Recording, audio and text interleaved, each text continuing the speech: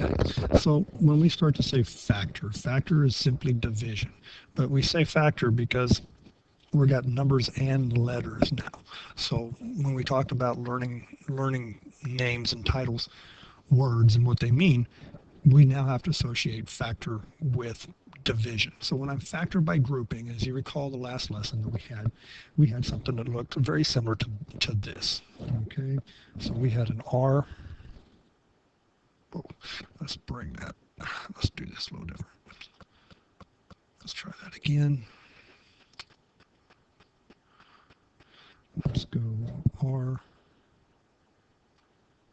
x plus 5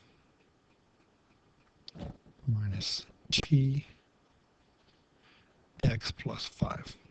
And if you remember from last lesson, we had something that looked very similar to this, where we said the greatest common factor, yes, was that x plus 5, because I get an x plus 5 out of both of those groups. All right, but now what we're saying is when we want to factor, it's more like our prime factorization. We want to factor those guys down, but we want all of those factors as well. So when I pull the x plus 5 out through division, I'm still left with this r term. So if I get rid of this x plus 5, I still get a positive r. When I pull this x plus 5, because what I do to 1, I have to do to them all. That's what the factoring is. I still get left with this negative t. So I get minus t. And that is actually a group. So I get an x plus 5 and an r minus t groupings there. And if I multiply this guy all back out, I get something very similar to that. And there's another step in there, so I won't go to that. But we're going to be doing something very similar to that in this lesson. So when we have this problem, you've got to understand that it came from someplace. Just like this, if I multiply this guy back, I FOIL that guy, I'm going to get 4 terms. Well, let's do a different problem, obviously. Let's go with p squared plus 4p plus pq plus 4r. Or excuse me, not r, q. Now, what I try to look for is my greatest common factor, always. But in this case, I can't pull a p out of every single thing because of this guy here. I can't pull a q out of everything because of those. I can't pull a 4 out. So my greatest common factor is just 1. But that's where this grouping comes in. So now I can try factor by grouping. And so what my factor by grouping says is this. P squared plus 4p, I'm just going to copy the problem back down, plus 4q. I can group these guys. So I'm going to group that guy there. And then I'm going to take the greatest common factor of just those 2 terms. Well, of just these 2 terms is p. What does it leave me with? It leaves me with p plus 4. Because when I divide a p out of both of those, that reduces it by 1. And that takes the p out of here and leaves me with 4. Then, and I do this a little different than a book, I go ahead and include the sign there, but that also, you have to remember, when I pull something out, a sign comes with. It can be a positive or a negative depending on what we want. And what we want actually references this guy. All right, so what do I got to pull out of p, q to get just p? Well, I got to pull that q out.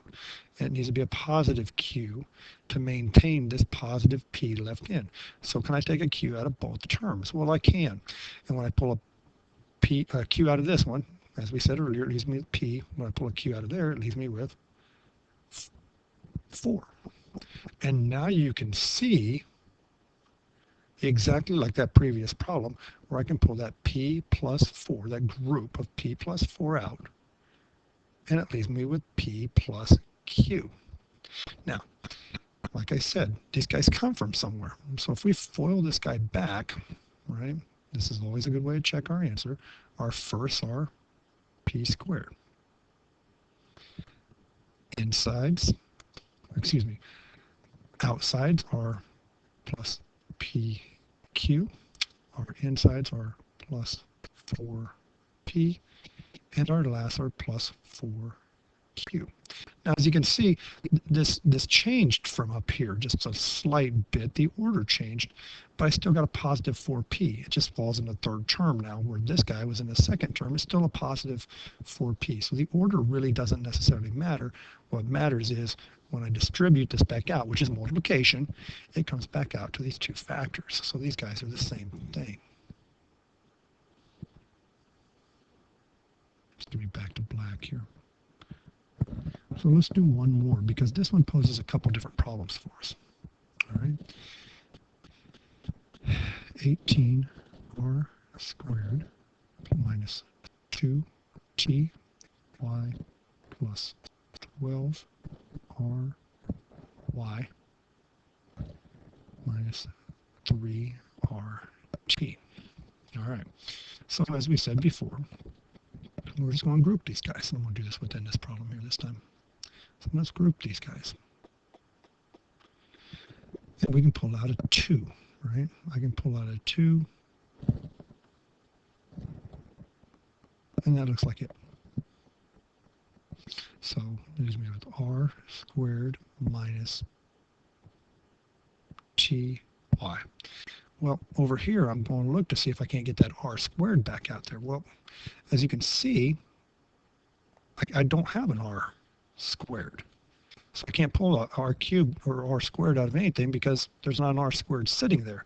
So this isn't the correct way of doing this problem. It doesn't mean that this problem is not solvable. It just means I started out wrong. All right? So that didn't work. So let's try it again. Let's try it in blue this time. Let's see what happens. So I'm going to rearrange the order in this guy. So I'm going to call it 18r squared. Let's take this plus 12ry and put it up here. And then let's go minus 2ty and minus 3rt. And now my rationale behind this was more than anything to get these t's together. Okay, I mean that was primarily it, because I had a problem with my t's earlier. Yes, I had a problem with that r squared, but I got r's everywhere. So I'm just going to try to get my t's together. The rest of it, we'll just go with what we've got. All right, so I'm going to put parentheses around here. And then let's go ahead and try this. So out of 18 and 12, my greatest common factor there is 6. I can also get that r out because of r squared here and the r there. So that's my greatest common factor between those two terms. Now, if I take that out of 18r squared, I get 3r. If I take the 6r out of 12ry, I get a positive 2y. And now I factored just this guy here. Let's do the same thing over here, but I'm looking to get that positive 3r here.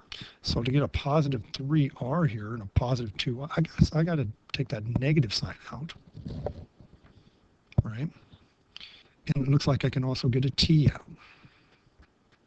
So if I take a negative t out of this guy, I get 2 and y. And a negative, when I take it out of a negative, gets me a positive. I still left with that 3. I'm taking the t out, so it leaves me with the r. And now, as you can see, I have these groupings. Now, they don't look exactly alike, but I have a positive 3r. In the second quantity, I still have that positive 3r. Just because it's not first, it really doesn't matter. It's still that same value. So what I'm saying is I can rearrange the order of this guy, and it's still exactly the same as that guy. I'm not doing anything other than just rearranging or associating that property. So now I can get that 3r plus 2y quantity out, and that leaves me with this 6r here, and this minus t there. And if I were to FOIL that guy back out, I better get this guy up here where we started from. And if the order is not exactly the same, as long as we have the same values there, we should be good. So keep that in mind. Whenever I see, and for the most part, this is going to be in 4 terms. So if I see 4 terms, nothing factors out of all of them, that's another pretty good indication that we're going to have to do the factor by grouping process.